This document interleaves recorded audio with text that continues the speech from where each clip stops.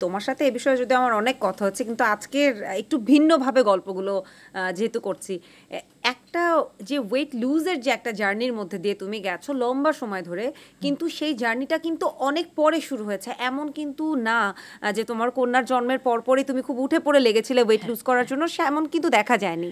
তো এই জার্নিটা কি শুরু করেছিলে যাতে কাজটা পাওয়া যায়, নাকি কাজ পাওয়া যখন শুরু হলো তখন নিজ তাগিদে মনে হলো যে স্ক্রিনে আমি নিজেকে এভাবে দেখতে চাই, তাই আমি ওয়েটটা লুজ করি? না, এটা একেবারেই আমার ওয়েট লস জার্নির সাথে আমার পেশাগত কাজের কোনো সম্পর্ক নেই। যেটা তুই বলছিলি যে মানে আমার সন্তান জন্মের প্রায় 10 বছর আমি অতিরিক্ত ওজন বয়ে বেরিয়েছি এবং ওভাবেই আমি কাজ করেছি। তখন আমার কাছে যেমন চরিত্র, যেমন কাজের প্রস্তাব এসেছে, আমি তেমন কাজ করেছি। ওই 10টা বছর আসলে স্যার আমি চেষ্টা করেছি, হ্যাঁ, বিভিন্ন সময়ে আমি চেষ্টা করেছি, কিন্তু পেরে উঠিনি। বিষয়টা এমন ছিল যে ওজনটা তো আসলে 1 মাসে বাড়েনি, তো 1 মাসে কমবেও না। আমার মুশকিল যেটা হতো, 15 দিন খুব মানে ব্যায়াম, হাঁটা, খাবার দাবারে মন দিলাম, 15 দিন পর ছেড়ে দিলাম, তো তাহলে তার ফলটা পাওয়া যাচ্ছে না। তো ওই চললো 10 বছর। আমি আসলে ওজন কমানোর সিদ্ধান্তটা নিয়েছিলাম একেবারেই আমার ব্যক্তিগত শারীরিক খুব সোজা বাংলায় বললে বাঁচবার জন্য। আমি হিল পরে 30 মিনিট থাকতে পারি না, আমার হাঁটুতে ব্যথা, আমার ব্যাক পেন।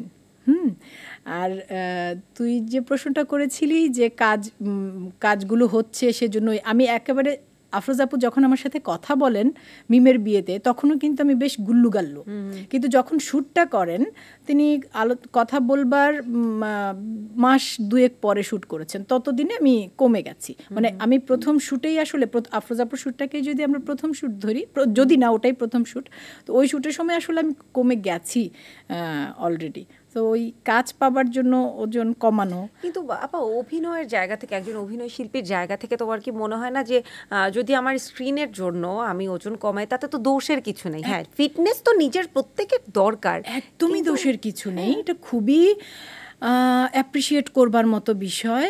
সবচাইতে বড় কথা হচ্ছে যে আমি না সারা, আমার কাছে বডি শেমিংটা খুব অসুন্দর একটা চর্চা। মানে যে মোটা তাকে মোটা বলা, যে শুকনা তাকে আবার শুকনা বলা, দরকার নেই, এসব কিছু দরকার নেই। একটা মানুষ সুস্থ আছে কিনা সেটা হচ্ছে সবচাইতে গুরুত্বপূর্ণ ব্যাপার। বা আমরা কারোর সাথে দেখা হলে এটুকুই জিজ্ঞেস করতে পারি, ভালো আছো তো, সুস্থ আছো তো। হ্যাঁ, তোমাকে আরও মোটা দেখাচ্ছে, আরও কালো দেখাচ্ছে, বা আরও শুকনা দেখাচ্ছে, এসব কিছু প্রয়োজন পড়ে না, কিন্তু আমরা করি। আমরা মানে আমাদের মোটা হয়ে গেছি, গায়ের রংটা একটু কালো দেখাচ্ছে, হয়তো অনেক সময় কেয়ার থেকেই করি, সব সময় যে আমরা কি বলবো এটাকে নেতিবাচক ভাবে করি সেটা না, ভালোবাসা থেকে, কেয়ার থেকেও করি। কিন্তু মানে কেউ যদি কাজের জন্য ফিট হতে চান, ওজন কমাতে চান, সেটা খুবই দারুণ ব্যাপার। এবং আমাদের অনেক অভিনেত্রীরা যারা, যেমন আমার কাছাকাছি সময়ে আমরা কয়েকজন অভিনেত্রী খুব কাছাকাছি সময়ে মা হয়েছি। মমো, আমি, বাঁধন, আমরা কিন্তু একদম 1 বছর পরপর আমাদের সন্তানের জন্ম হয়েছে। তো মমতো সন্তানের জন্মের 6 মাসের মধ্যে বা 1 বছরের মধ্যে একদম ফিট, বাঁধনও অনেক আগে ফিট। কিন্তু আমি 10 বছর আমি এতদিন অতিরিক্ত ওজন কারণ আমি পারিনি স্যার। আমি চেষ্টা করেছি, আমি বিভিন্ন সময় চেষ্টা করেছি, আমি পেরে উঠিনি।